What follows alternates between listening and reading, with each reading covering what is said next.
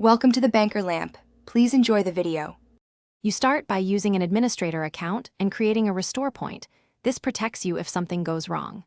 Once done, disable third-party antivirus and note your network profile so updates can connect.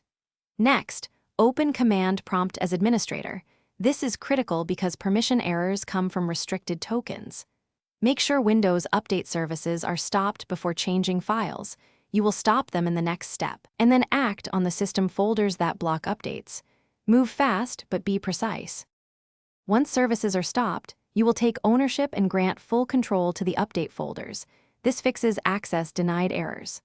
Run takeown/fc /windows/software distribution /r/dy and then icackles/c /windows/software distribution /grant administrators f/t to update ACLs. Repeat for catroot 2.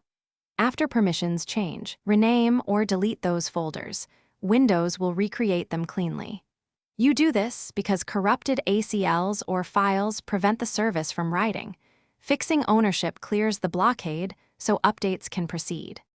You finish by restarting the update services and forcing detection so Windows repopulates folders and resumes downloading. Then run dism/online/cleanupimage/restore health followed by sfc/scano to repair component store and system files. These steps fix deeper corruption that causes access errors. If problems persist, boot into safe mode and repeat folder ownership steps, or restore to the earlier restore point. One troubleshooting tip. If access remains denied, check group policy and antivirus drivers.